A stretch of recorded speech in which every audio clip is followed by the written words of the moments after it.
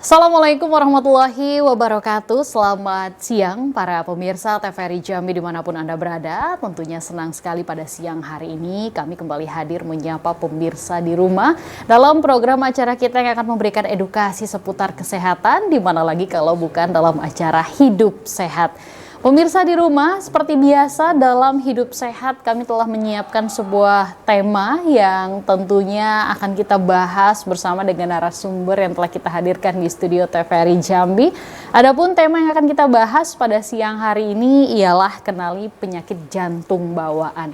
Dan untuk membahas tema tersebut di studio TVRI Jambi telah kita hadirkan seorang dokter spesialis jantung yang tentunya sangat cantik dan energik sekali. Di siang hari ini kita sapa terlebih dahulu ada Dr. Rizky Hanika Syafar, spesialis jantung. Assalamualaikum dokter. Waalaikumsalam. Apa kabar dokter? Baik, alhamdulillah. Sehat ya dokter ya. Sehat. Ini kali kedua kita jumpa lagi ya dokter ya, dan kita akan ngobrol-ngobrol lagi nih ya terkait bagaimana mengenali penyakit jantung bawaan ya dokter ya. Dan pemirsa di rumah, seperti biasa nantinya kami akan membuka line telepon bagi Anda yang ingin bergabung bersama kami pada siang hari ini. Anda dapat menghubungi kami di 0741663385 atau di 0811743333. Anda dapat menanyakan seputar tema kita, kenali penyakit jantung bawaan, dan nanti akan langsung dijawab oleh Dr. Rizky, spesialis jantung di siang hari ini. Dokter, ini kesempatan kita akan ngebahas tentang penyakit jantung bawaan gitu ya dokter ya. Kita tahu memang penyakit jantung ini adalah salah satu penyakit yang sangat ditakuti nih ya dokter ya, karena kadang tiba-tiba misalnya seseorang lagi beraktivitas tanpa ada keluhan apapun, pingsan, kemudian meninggal dunia, katanya mendadak jantung gitu ya dokter ya. Okay. Nah, tapi kita mau tahu dulu nih dokter, kalau untuk penyakit jantung bawaan ini sendiri, penyakit jantung yang seperti apa dokter? Oke. Jadi kalau penyakit jantung bawaan itu Mbak, itu merupakan suatu kondisi kelainan pada struktur jantung. Gitu ya, berbeda dengan yang kemarin kita bahas kan tentang gangguan irama jantung atau penyakit jantung koroner. Nah, kalau yang ini khusus pada kelainan struktur. Nah, ini dibawa dari lahir. Jadi terjadi karena gangguan pada proses pembentukan jantung pada masa janin. Gitu. Oh gitu, berarti karena ada kelainan strukturnya ya, dan ini bawaan dari lahir. Jadi gitu ya, sudah dokter. terjadi gangguan pembentukan dari struktur jantung pada saat ibu hamil. Nah, pada akhirnya bisa kita deteksi seperti itu. Oke, tapi kita ngomongin sebelum ke kelainan struktur dari jantung ini tadi karena bawaan lahir itu tadi ya dokter ya. Artinya kalau jantung yang normal harusnya yang seperti apa dokter? Nah, jadi kalau kita bicara jantung nih, struktur jantung itu kita membaginya ada 4 ruangan ya. Jadi ada 2 ruangan di jantung sebelah kanan, ada 2 ruangan di jantung sebelah kiri. Nah, jantung sebelah kanan ini ibaratnya memompakan darah ke paru-paru. Kalau jantung di sebelah kiri memompakan darah ke seluruh tubuh. Jadi kalau jantung kanan itu biasanya dia akan mengandung darah kotor kalau bahasa awamnya. Jadi mengandung banyak karbon dioksida karena berasal dari seluruh tubuh. Sementara darah di jantung sebelah kiri itu mengandung darah bersih karena bersumber dari paru-paru dan nanti akan dipompakan ke seluruh tubuh. Gitu. Jadi nanti yang kanan nanti ada 2 ruangan, yang kiri juga ada 2 ruangan. Nah, masing-masing ruangan ini untuk yang kanan sama kiri ada sekat yang nggak ada bocor harusnya pada orang normal.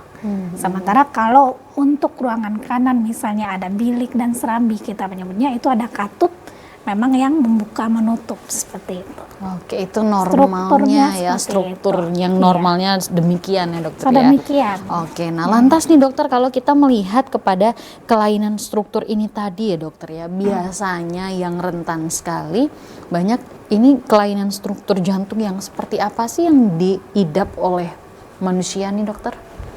Jadi kalau kelainan struktur pada jantung, nanti kita akan menyebut ini sebagai penyakit jantung bawaan. Itu biasanya kita membagi 2 tuh biasanya. Ada penyakit jantung bawaan yang tipenya biru, ada yang tidak biru. Nah, biasanya kalau yang biru itu lebih kompleks. Sementara yang tidak biru itu lebih simple seperti itu. Oke, nah kalau untuk kita bahas ke tipe biru dulu nih ya, Boleh. berarti ya dokter ya. Nah, Boleh. kalau kita boleh tahu bawaan tipe biru, tadi ada yang tidak biru. Kalau biru lebih kompleks. Nah, kita mau yang ke birunya dulu nih, yang kompleksnya ini sendiri tuh yang seperti apa nih dokter? Nah, ini yang kita harus tahu ya, terutama untuk ibu-ibu di rumah, orang tua, ataupun masyarakat biar bisa melihat anak-anak di sekitarnya. Biasanya pasien-pasien dengan penyakit jantung yang biru itu kelihatan memang ada tanda-tanda biru. Biasanya paling jelas kita melihatnya di mukosa atau bagian dalam bibir sama di lidah gitu. Nah, kapan tuh muncul birunya? Tergantung ada gradasinya juga. Kalau seandainya semakin berat, tentu bahkan pada saat anaknya istirahat atau nggak ngapa-ngapain itu sudah terlihat biru. Biasanya bisa tuh pada pasien atau bayi baru lahir langsung kelihatan biru gitu bisa. Gitu. Kemudian kalau seandainya belum begitu berat, misalnya bisa saja nanti munculnya ketika mulai beraktivitas agak berat, misalnya anak lagi nangis muncul birunya, ataupun lagi sesak nafas, seperti itu kelihatan. Oke. Itu tadi muncul birunya di bagian mana aja tuh dokter? Biasanya kita ngeliat biru bisa di bibir sama di kuku. Oh, bibir Gitu. sama kuku. Cuma yang paling pas kita melihatnya di bagian dalam bibir atau mukosa bibir namanya, sama lidah. Itu biasanya karena kan ada yang bibirnya warnanya biru nanti dianggap penyakit jantung bawaan ya. Bukan ya. Jadi maksudnya di mukosa dalam bibir sama di ujung-ujung jari biasanya kelihatan. Beda nih kalau seandainya kita habis mandi habis atau berendam kan nih biru lama-lama kan ya. juga biru nih ya dokter ya, kedinginan. Nah, kalau seandainya penyakit jantung bawaan yang tipe biru ini munculnya memang ketika anak beraktivitasnya agak lebih berat, contoh lagi menangis atau lagi bermain, lari-lari. Nah, biasanya muncul seperti itu. Itu kondisi-kondisi awal yang bisa kita temuin, walaupun ada keluhan-keluhan lain yang juga bisa kita perhatikan sebenarnya. Oke, itu untuk tipe biru tadi ya dokter ya. Nah, kalau kita misalnya ke tipe yang tadi, yang kedua ya dokter ya, yang itu yang tidak biru tadi. Nah, tipenya ini yang gimana lagi nih dokter? Nah, kalau yang biru ini ibaratnya kondisi yang lebih simpel ya. Jadi kalau kita membedakannya itu biasanya kalau yang tipe biru tadi, kan tadi kita sebut tuh ada darah bersih dan kotor yang bercampur. Nah, kalau tipe biru yang darah kotornya ini jadinya masuk ke pembuluh darah yang memperdarai seluruh tubuh, sehingga nanti jadi nyampurlah karbon dioksidanya di dalam pembuluh darah nadinya sehingga kelihatan biru. Nah, yang tidak biru ini sebenarnya kondisinya dia bercampur tapi yang kotornya nggak masuk ke bagian darah yang bersih. Gitu. Jadi sehingga tidak kelihatan tanda-tanda biru itu. Biasanya yang munculnya itu lebih ke arah sesak gitu. Nah, kan seringnya kita kalau ngelihat bayi sesaknya kayak gimana gitu ya. Iya, betul. Nah, kalau seandainya bayi biasanya kita melihatnya kalau anaknya nyusu. Jadi kalau anak menyusu, kalau lagi sesak itu biasanya berhenti sebentar-sebentar, terputus-terputus gitu. Lagi nyusu, berhenti, lanjut lagi nyusu, terus berhenti lagi. Nah, seperti itu. Jadi nggak optimal waktu menyusui. Biasanya kalau seandainya kita buka bajunya, kita bisa ngeliat tuh waktu bernafas. Nah, tulang-tulang rusuknya kelihatan ketarik banget. Gitu. Oke, itu untuk yang tadi tidak biru ya dokter ya. Iya, tapi nah, itu tentunya secara umum nanti bisa kita bahas satu-satu. Iya, nanti kita akan bahas lebih detail lagi ya dokter, yaitu ya tadi ya terkait dengan jenis ya dari jantung bawaan sendiri. Nah, saya penasaran mau lihat ke penyebabnya nih dokter. Oke. Nah, biasanya karena apa sih dokter adanya jantung bawaan ini tadi gitu dokter? Iya. Secara umum penyakit jantung bawaan ini Mbak bisa kita bedakan faktor resikonya secara dua aja sebenarnya. Baik dokter, rasanya ditahan dulu jawabannya ya dokter ya. Dan pemirsa di rumah tentunya jangan kemana-mana karena hidup sehat masih akan segera kembali setelah jeda pariwara berikut ini.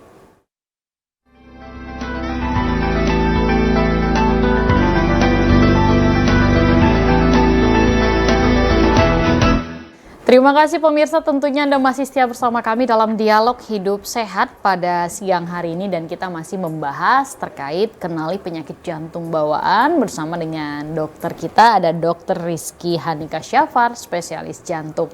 Dan tentunya pada siang hari ini kami telah membuka line telepon bagi Anda yang ingin bergabung bersama kami. Anda dapat menghubungi kami di nomor telepon 0741663385 atau di 0811743333. Nah, nanti pertanyaan Anda seputar penyakit jantung bawaan nanti akan langsung dijawab oleh Dr. Rizky pada siang hari ini. Nah, dokter, tadi menyambung ke penyebabnya apa ya dokter ya? Nah, boleh langsung dijawab nih dokter. Ya, jadi tadi udah sempat kita bahas juga ya Mbak ya, penyebabnya sebenarnya bisa kita bedakan dua secara garis besar. Yang pertama dari faktor ibu, yang kedua memang dari genetik, berarti kelainan pada pembentukan genetik. Pertama kita bahas dulu dari segi ibu.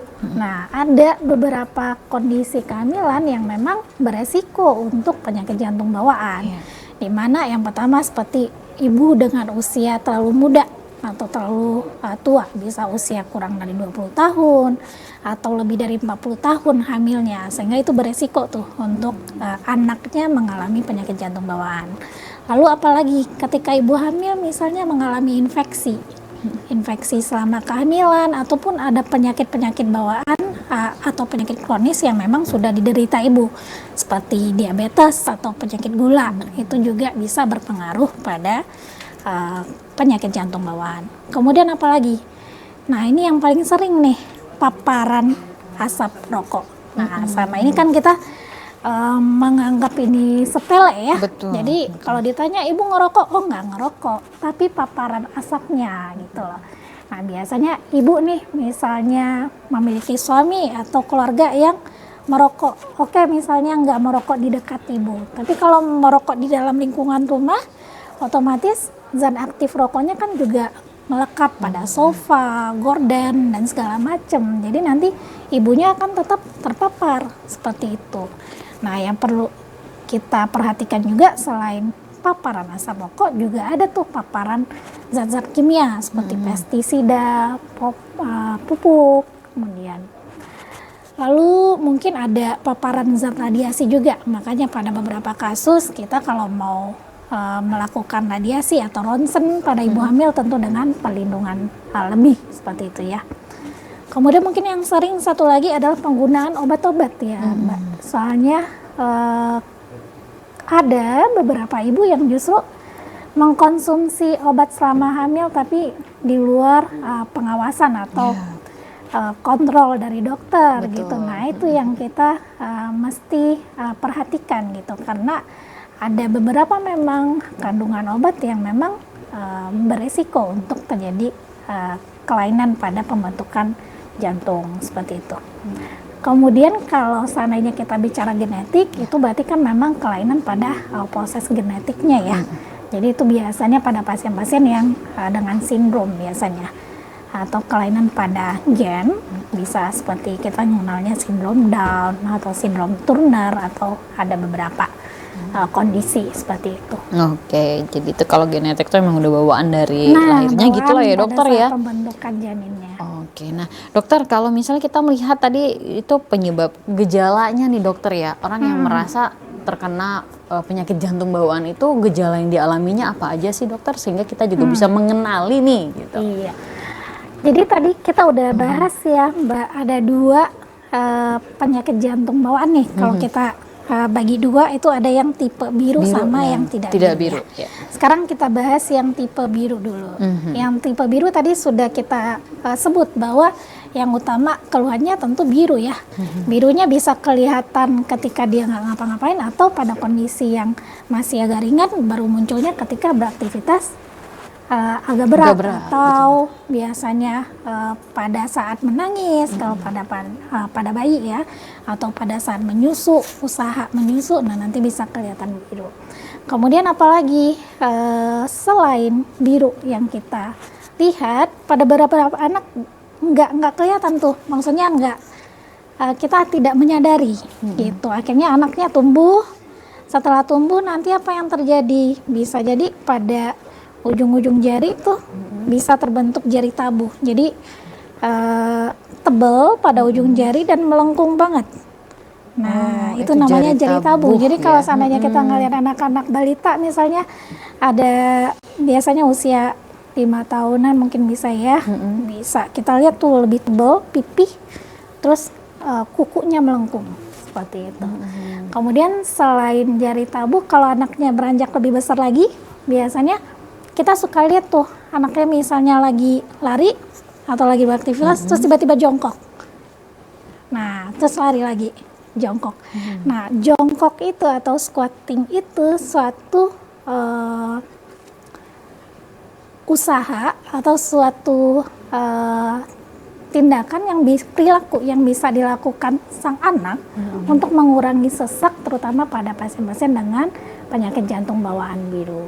Nah, kesemua ini pada pasien-pasien dengan penyakit jantung bawaan, selain yang biru tadi, kemudian jari tabuh tadi, lalu perilaku squatting tadi, tentu juga ujung-ujungnya karena masalah kelainan pada struktur jantung, biasanya akan terjadi gagal tumbuh dan gagal kembang. Jadi biasanya kalau pada bayi atau pada balita, biasanya berat badan nggak naik, stagnan. Ataupun perkembangannya lebih pelan dibanding dengan seusianya, seperti itu. Oke, itu untuk tadi yang kita mengetahui faktor gejala dari yang biru tadi ya dokter ya. Jadi sebenarnya kalau kita di rumah kita sebenarnya bisa lebih waspada ya kalau seandainya dari yang disebutkan tadi tuh kira-kira kok anak kita gitu Ada, misalnya gitu ada ya, yang menunjukkan hampir menunjukkan gejala seperti itu. Nah, satu lagi mungkin berat badan yang tidak naik tadi bisa dibantu dengan kalau seandainya rutin ke posyandu misalnya, rutin untuk check up anaknya, mungkin bisa terdeteksi lebih cepat seperti itu. Oke, itu untuk gejalanya dokter. Kalau untuk yang tipe tadi tidak biru tadi, gejalanya gimana dokter? Sama atau ada yang membedakan nih dokter? Jadi kalau yang tipe tidak biru itu gejala utamanya bukan biru ya. Jadi yang biru hanya pada yang tipe biru. Kalau yang tidak biru itu gejalanya lebih dominan sesak. Sesak ya. Jadi tadi yang disebut kalau seandainya sesak ini, kalau seandainya pada bayi kita ngelihatnya ya tadi menyusunya putus-putus, gitu berhenti-berhenti sebentar-sebentar. Nah, selain itu apa? Jadi selain pertumbuhan dan perkembangan yang juga terganggu pada anak-anak dengan penyakit jantung bawaan yang tipe tidak biru, biasanya rentan untuk terjadi infeksi saluran nafas atas. Nah, biasanya tuh kalau seandainya infeksi saluran nafas atasnya sampai nih melebihi 2 kali dari setahun yang menyebabkan rawatan rumah sakit. Jadi dalam artian infeksi saluran nafasnya ini udah berat. Jadi udah sampai ke paru. Nah, itu bisa salah satu menjadi gejala yang bisa kita temukan pada pasien dengan penyakit jantung bawaan yang tidak biru. Oke, nah itu jadi bukan semua ISPA ya, nanti lagi musim pilek anaknya katanya ISPA, waduh penyakit jantung bawaan nih ya katanya. Jadinya gitu ya.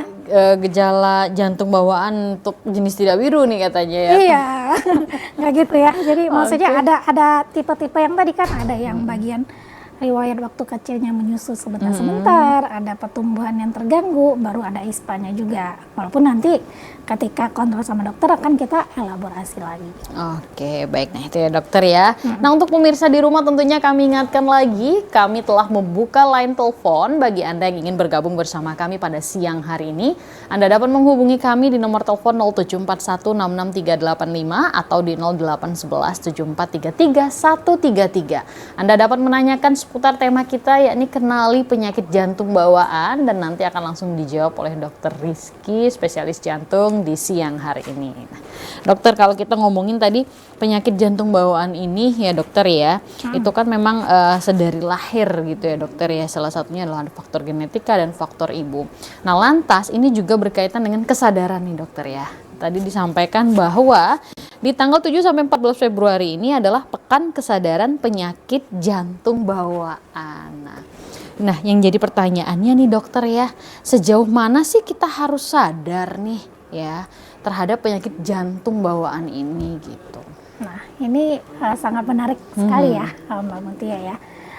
Yang pertama memang kami dari Perhimpunan Dokter Kardiovaskular Indonesia, Dokter Spesialis Kardiovaskular Indonesia, memang di dunia pun kita mengenal Congenital Heart Disease Awareness Week. Jadi ada pekan kesadaran penyakit jantung bawaan. Itu biasanya kita kenal atau kita peringati lah bahasanya ya, di tanggal 7 sampai 14 Februari. Tujuannya apa? Nah ini anak-anak ini kan merupakan generasi penerus kita ya.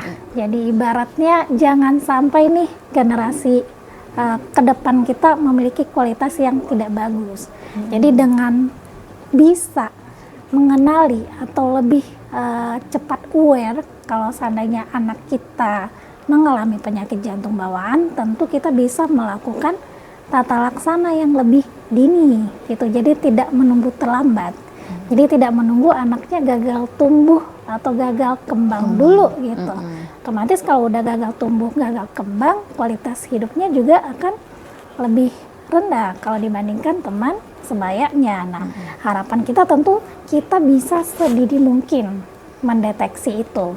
Jadi bisa kita harapkan baik dari tenaga medis dan juga dari masyarakat juga dengan kita paparkan nih, ini kurang lebih nih gejala-gejala pasien dengan penyakit jantung bawaan. Oke, berarti memang tujuannya untuk meningkatkan kesadaran ini tadi ya dokter ya.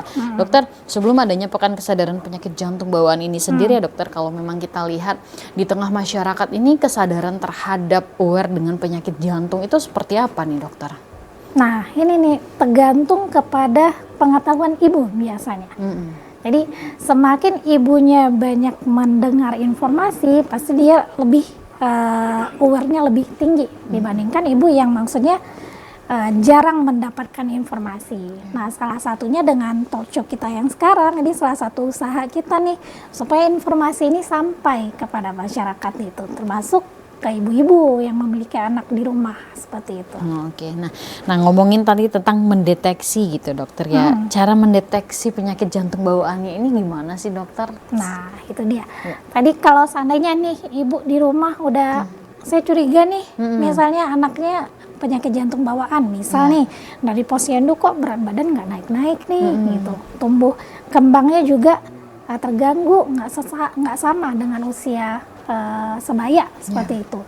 Nah nanti ada gejala sesak atau mungkin ada gejala biru, yang pertama bisa ibu lakukan tentu bawa ke puskesmas terdekat, ke posyandu dulu atau ke dokter atau fasilitas kesehatan terdekat. Itu langkah awal yang bisa dilakukan oleh masyarakat. Nah sementara dari kita pun, dari kami tenaga kesehatan tentu juga memiliki cara gitu untuk mendeteksi bagaimana nih supaya kita bisa lebih dini lagi tahu kondisi ada nih calon-calon anak atau bayi yang mau mengalami penyakit jantung bawaan seperti itu. Jadi biasanya itu sudah bisa kita mulai dari kehamilan. Jadi di kehamilan kita kan ada namanya kontrol rutin atau antenatal care ya. Jadi biasanya kita udah kerjasama sama dokter Homjin juga gitu, bahwa kalau seandainya ketika di USG bisa kita lihat bayi itu mengalami kelainan jantung bawaan atau tidak, seperti itu. Biasanya kita periksanya pada usia trimester kedua atau ketiga, karena gangguan pada pembentukan jantung itu terjadi di trimester pertama. Jadi ini hati-hati ya ibu-ibu yang trimester awal gitu. Jadi harus menjaga kehamilannya di trimester awal, karena di saat itulah terjadi pembentukan organ-organ, termasuk di sana organ jantung. Dimana kalau kita persempit lagi, organ jantung itu biasanya terbentuk di usia kehamilan 20 sampai 37 hari. Jadi 1 sampai 1,5 bulan.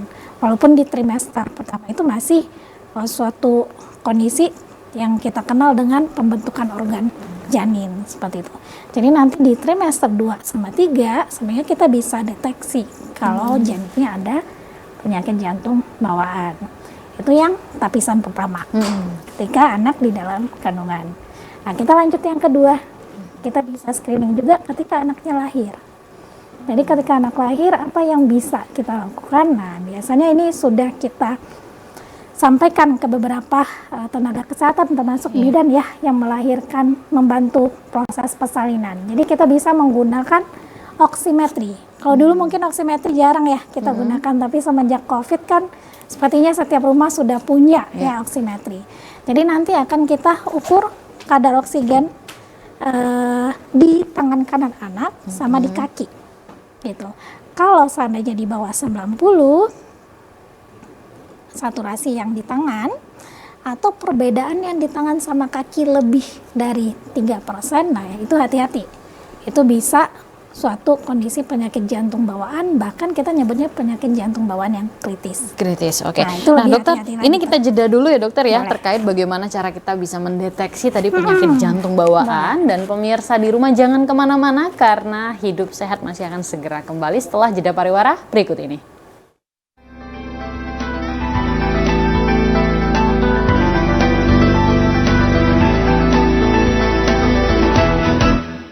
Terima kasih pemirsa, tentunya Anda masih setia bersama kami dalam Hidup Sehat pada siang hari ini dan kita masih membahas terkait tema kita, kenali penyakit jantung bawaan bersama dengan Dr. Rizky Hanika Syafat, dokter spesialis jantung kita.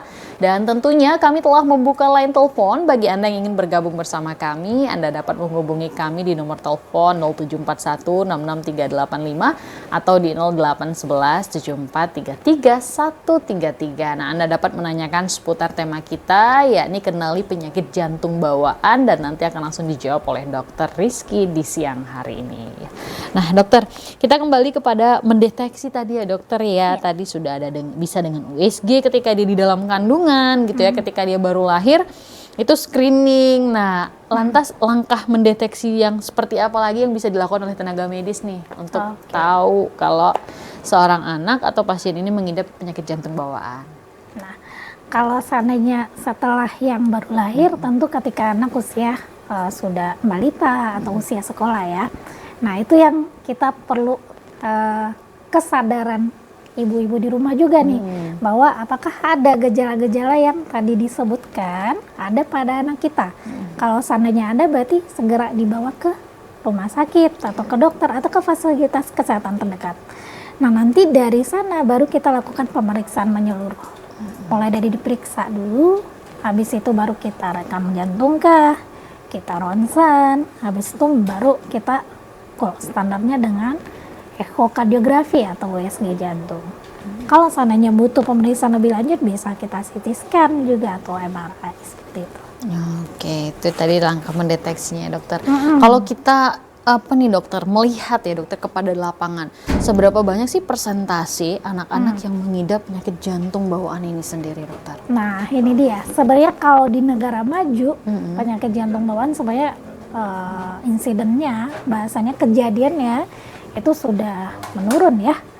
Tapi kalau kita di Indonesia, data terakhir yang saya baca itu masih 8 dari 1000 anak lahir, anak baru lahir. Jadi 8 dari 1000 bayi baru lahir itu menderita penyakit jantung bawaan. Atau bahkan beberapa literatur menyebut 1 dari 100 gitu.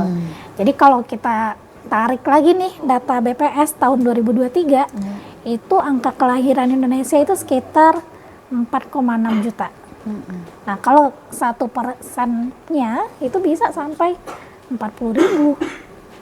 Sekitar 40 ribuan banyak juga ya dokter ya, anak baru lahir menderita penyakit jantung bawaan. Nah, sementara itu yang harus kita cari nih, harus kita screening gitu loh. Jangan sampai telat kita dapatnya gitu. Nah lantas dokter, ketika seorang anak ini tadi udah mengidap penyakit jantung bawaan, kan kalau momoknya di tengah masyarakat nih, misalnya penyakit jantung ini nggak bisa sembuh gitu ya dokter ya. Nah apakah ini juga berlaku sama nih dokter, dan benar nih kayak mindset dari masyarakat kalau penyakit jantung itu nggak bisa disembuhkan? Nah ini mungkin perbedaannya kalau penyakit jantung bawaan ya. Pada beberapa kasus penyakit jantung bawaan, begitu kita atasin penyakit kelainan strukturnya, nanti jantungnya bagus lagi. Bisa kayak orang normal lagi, walaupun pada beberapa kasus kompleks mungkin agak berbeda ya. Tapi pada kasus-kasus yang sederhana, yang simple, atau yang kondisi-kondisi yang agak kompleks tapi kita bisa mengkoreksi atau mengembalikan struktur jantungnya seperti sedia kala, atau setidaknya dengan bantuan ya, dengan dioperasi kah ataupun bantuan alat seperti itu ya, perkembangannya akan normal lagi. Jadi nggak yang minum obat setiap hari seperti itu, bukan. Berbeda dengan penyakit jantung koroner ataupun penyakit jantung yang lain. Kalau penyakit jantung bawaan, kalau seandainya memang sudah terkoreksi, bahkan biasanya setelah 6 bulan setelah tindakan itu anak bisa berkembang atau bermain seperti biasa. Oke, tapi memang proses deteksinya itu pada tahap anak-anak itu sudah bisa ketahuan ya dokter ya? Atau pernah ada studi kasus yang memang ketika dia udah dewasa bahkan sudah tua baru tahu ini dokter? Ya, kalau kita bicara untuk mendeteksi, tadi kita sudah nyebut bahwa dari janin pun kita bisa mendeteksi. Tapi kalau ditanya kasusnya di lapangan kayak gimana nih, bisa nggak ketemu udah dewasa? Sering. Sering, bahkan kita sering menemukan pada usia-usia 20 atau 30 tahun ketika hamil baru ada keluhan seperti itu, baru kita bisa deteksi. Itu biasanya tipe-tipe yang tidak biru ya, yang lesinya atau kelainan strukturnya lebih sederhana atau simple. Jadi sama ini keluhan yang sesak tadi atau infeksi saluran nafas berulangnya yang berat tidak terlalu diperhatikan seperti itu. Gangguan ketika menyusu waktu bayi tidak terlalu diperhatikan. Nah, itu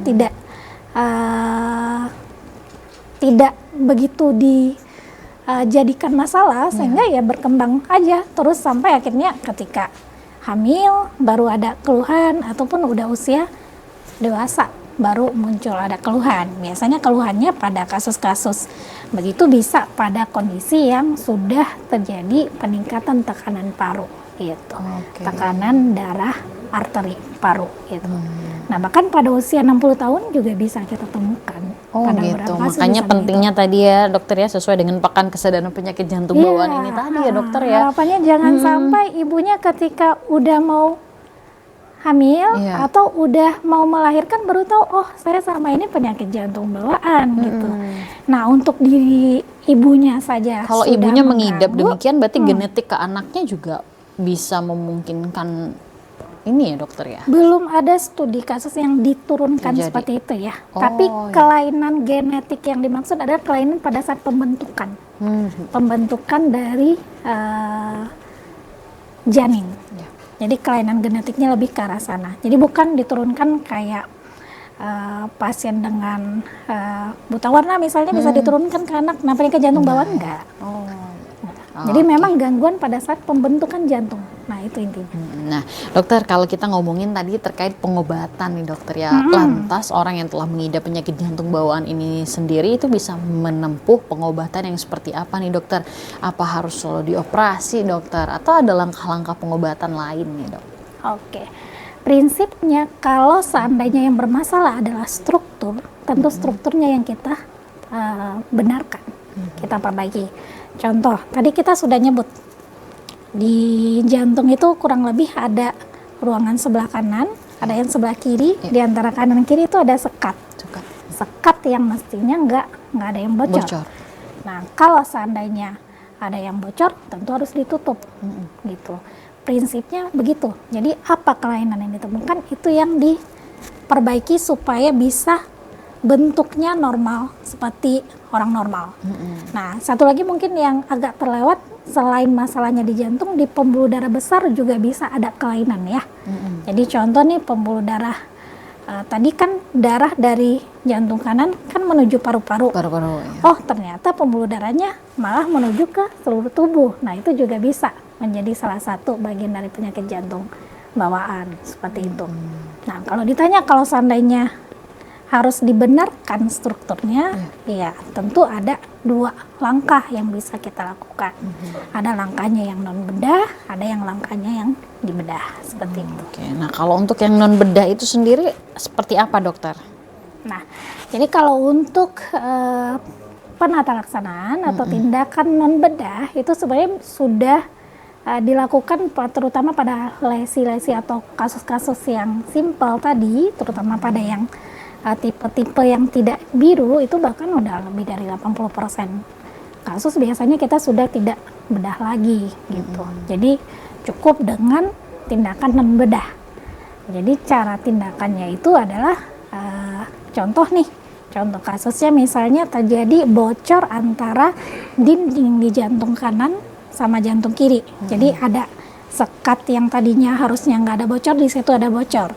Nah, jadi kita harus tutup, nanti kita nutupnya pakai alat tambahan. Caranya itu kayak pasang infus, tapi biasanya di pangkal paha. Di pangkal paha nanti masuk namanya kateter atau selang kecil yang bisa masuk lambung darah, nanti masuk sampai ke jantung, terus sampai berada di posisi dinding yang bocor. Ketika berada di posisi dinding yang bocor, nanti dimasukkan alat lewat kateter tadi yang bisa kita kembangkan di dalam jantung.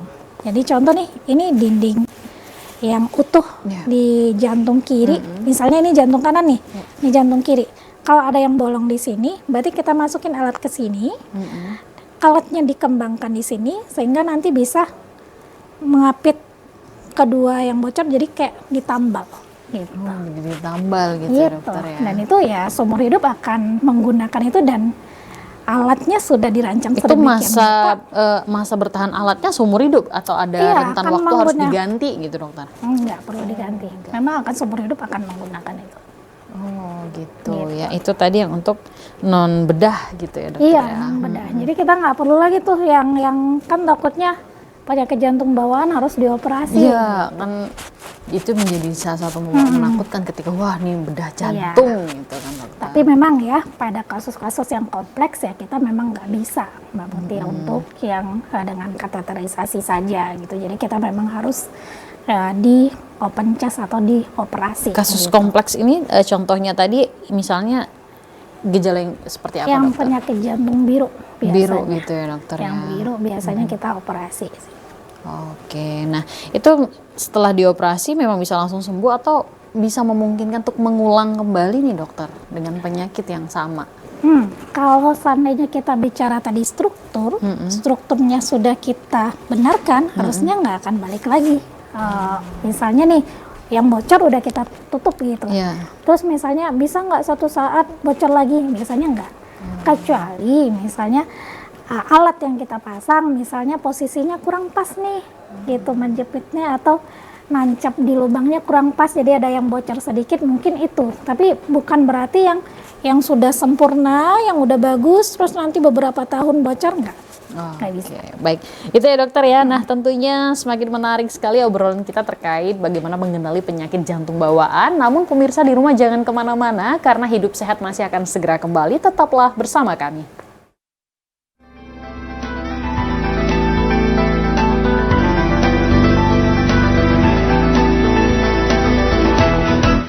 Terima kasih pemirsa, tentunya Anda masih setia bersama kami dalam dialog Hidup Sehat pada siang hari ini, dan kita masih membahas terkait kenali penyakit jantung bawaan bersama dengan dokter kita, Dr. Rizky Hanika Syafar, dokter spesialis jantung. Dan tentunya kami masih membuka line telepon bagi Anda yang ingin bergabung bersama kami. Anda dapat menghubungi kami di nomor telepon 0741663885 atau di 0811743333. Anda dapat menanyakan seputar tema kita, kenali penyakit jantung bawaan, dan nanti akan langsung dijawab oleh Dr. Rizky di siang hari ini. Dokter, tadi udah ngomongin terkait pengobatannya ya dokter ya. Nah lantas apakah pengobatan penyakit jantung bawaan ini ditanggung nih dokter oleh BPJS gitu ya? Nah ini mungkin momok ya. Iya. Jadi ibu, kalau seandainya kita orang tua ya, begitu tahu anak penyakit jantung bawaan harus ada tindakan, baik itu yang dibedah ataupun non bedah tadi kan ya. Takutnya nih biayanya berapa besar nih pasti gitu ya. Nah syukurnya kita alhamdulillah ya, pemerintah kita ada BPJS dan itu ditanggung sama BPJS. Nah kita harus bersyukur nih kalau untuk penyakit jantung bawaan itu tercover gitu. Mungkin di beberapa negara di luar biasanya bahkan asuransinya nggak mengcover untuk penyakit jantung bawaan, karena itu bukan penyakit yang didapat setelah lahir karena dibawa seperti itu. Nah kita di Indonesia BPJS bisa menanggung itu, dan itu kita bersyukur banget. Makanya yang bisa kita lakukan sekarang adalah untuk mengoptimalkan itu supaya generasi kita benar-benar menjadi generasi yang berkualitas, yang lebih cepat kita bisa mendeteksi bahwa anak atau keluarga kita menderita penyakit jantung bawaan. Oke, itu ya dokter ya, ternyata di cover nih sama Di BPJS ya cover, dokter iya. ya. Nah dokter, lantas untuk mencegahnya nih dokter ya, mencegah tadi penyakit jantung bawaan nih, apa sih tips dari dokter sendiri untuk para ibunya ya dokter ya, berarti ya yang harus aware nih selama proses mengandung gitu ya dokter, seperti apa baiknya nih dokter? Nah, tadi kita udah bahas ya, Mbak Mutia ya, ada yang menjadi faktor resiko atau yang beresiko untuk terjadi penyakit jantung Jantung bawaan, bawaan gitu. Tentu kalau faktor ibu yang paling penting ya udah pada masa kehamilannya. Karena tadi udah kita sebut bahwa pembentukan jantung itu di trimester 1 kehamilan atau sekitar 3 bulan pertama kehamilan. Nah, itu yang perlu kita perhatikan. Sebelum hamil pun kita harus perhatikan usia kita, usia beresiko enggak. Karena tadi kan udah kita bahas bahwa usia terlalu muda atau usia terlalu tua itu juga beresiko untuk terjadinya penyakit jantung bawaan pada janin. Kemudian itulah gunanya yang kedua, itulah gunanya kita adanya antenatal care atau kontrol rutin ibu hamil, baik nanti ke puskesmas atau nanti secara berkala nanti ke dokter spesialis kandungan. Kemudian yang ketiga tadi yang paparan asap rokok, radiasi, zat kimia, nah itu yang kita harus hati-hati. Sama ini kan kita melihat ada anggota keluarga ngerokok, ya udah nggak apa-apa gitu. Ataupun ibu hamil, ya udah ibunya di kamar, suaminya misalnya merokok di ruang tengah, tapi nanti kan siang harinya ibunya tidur di sofa ruang tengah, akhirnya juga akan menghisap zat aktifnya gitu. Kemudian obat-obatan hati-hati, jangan sembarangan mengkonsumsi obat ketika hamil. Mungkin Oke, itu. jadi itu ya dokter ya, bagaimana tipsnya yang harus memang kita lakukan ya dokter ya. Ya. Nah, kalau untuk konsumsi makanan yang sehat nih untuk kesehatan jantung, itu baiknya konsumsi makanan seperti apa dokter? Apa aja boleh, nggak ada makanan khusus supaya anak jadinya nggak penyakit jantung bawaan nggak, tapi tetap diet yang seimbang gitu. Oke, nah jadi ya yang penting tetap aware dan milih makanan-makanan yang sehat gitu dokter ya.